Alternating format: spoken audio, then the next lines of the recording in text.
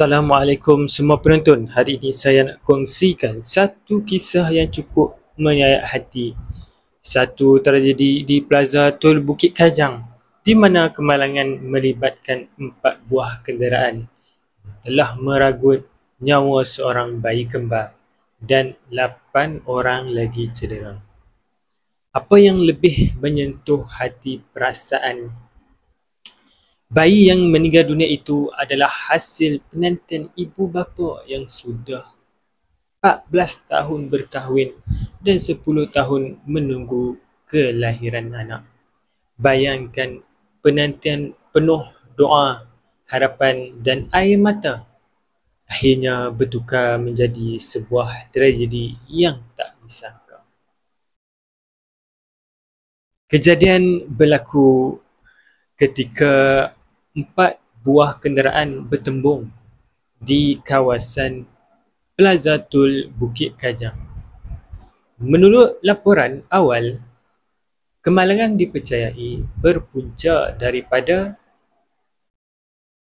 brek gagal ataupun kecurian pemandu ataupun trafik sesak. Mangsa yang paling terkesan adalah sepasang bayi kembar yang berada dalam salah satu kereta. Seorang bayi meninggal dunia di tempat kejadian, manakala seorang lagi kembar serta ibu bapa mereka cedera. 8 orang yang lain turut mengalami kecederaan termasuk pemandu kenderaan lain.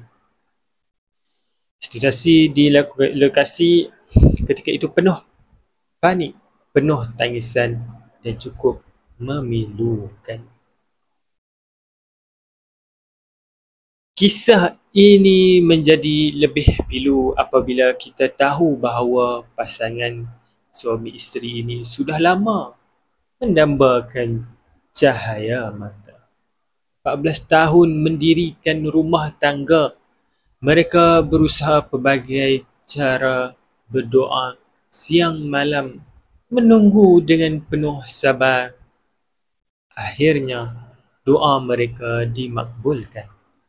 Mereka dikurniakan bukan seorang tetapi pasangan bayi kembar. Bayi yang menjadi lambang cinta, lambang kekuatan, lambang doa yang termakbul. Tetapi takdir Allah mengatasi segalanya. Bayi yang baru hendak membesar, baru nak membahagiakan hidup mereka, pergi hanya sekelip mata. Hanya tinggal kenangan dan ujian berat untuk kedua ibu bapa. Allahu Akbar. Berita ini tular di media sosial dan ramai netizen mengalirkan air mata. Ada yang menulis, "Ya Allah, beratnya ujian mereka. Semoga Allah Subhanahu Wa Taala gantikan dengan sesuatu yang lebih baik." Ramai juga mengingatkan supaya kita berhati-hati di jalan raya. Kerana satu saat kecurian, satu saat alpa boleh meragut nyawa insan yang tidak berdosa. Di sini saya nak kongsikan beberapa perkara penting sebagai pengajaran. Yang pertama, keselamatan jalan raya. Kita sering pandang ringan, tapi ingatlah, nyawa orang lain ada di tangan kita bila kita pegang steering. Jangan pandu laju, jangan main telefon, jangan leka. Kedua, hargai keluarga. Ibu bapa bayi ini sudah 14 tahun menunggu. Kita yang ada anak, jangan lupa hargai masa bersama mereka.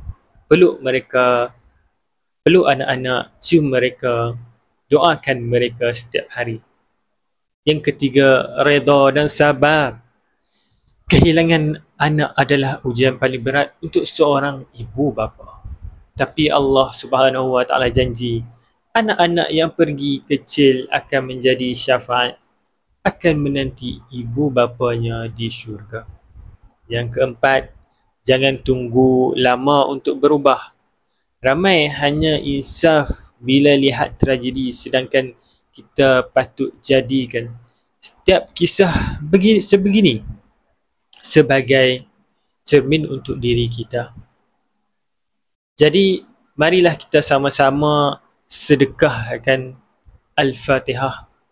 Dan korang komenlah Al-Fatihah di bawah ni. Kita bacalah Al-Fatihah sama-sama. Al-Fatihah. A'udzubillah. Bismillahirrahmanirrahim. Iyyaka na'budu wa iyyaka nasta'in. Shiratal ladzina an'amta 'alaihim. Amin amin ya rabbal alamin. Saudara dan saudari sekalian, tragedi di Plaza Tol Bukit Kajang ini mengingatkan kita, hidup kita penuh dengan ketidakpastian. Hari ini kita bersama orang yang kita sayang, esok mungkin Allah Subhanahu Wa Taala ambil mereka. Doalah kedua ibu bapa ini diberi kekuatan menghadapi ujian berat. Doakan juga bayi kembar yang pergi itu ditempatkan di syurga menunggu ibu bapa yang kelak, insya-Allah. Jadi apapun, dunia ni tempat ujian bagi kita. Mungkin kita tengok kes tragedi ni orang lain akan pergi. Janganlah kita terlalu bersedih sehingga kita tidak boleh nak terima takdir. Allahu Akbar. Apapun, kita berlapanglah dada dan terima dengan redha apa dah berlaku. Apapun, kita tak boleh ubah takdir. Apapun, kita kena mentaati perintah Allah. Dekat dunia mungkinlah kita berpisah sekejap, tetapi dekat akhirat kita akan jumpa lagi, insya-Allah. Dan kita mohonlah ampun dengan Allah Subhanahu Wa Taala. Mungkin kita banyak melakukan dosa sebab kita ni hamba yang lemah, leka, lalai, na'udzubillah min zalik. Allahu Akbar, subhanallah. Marilah kita sama kembali kepada Allah Subhanahu Wa Taala. Saya nak tanya anda semua yang menonton sekarang, pernah tak anda kehilangan orang tersayang dalam kemalangan?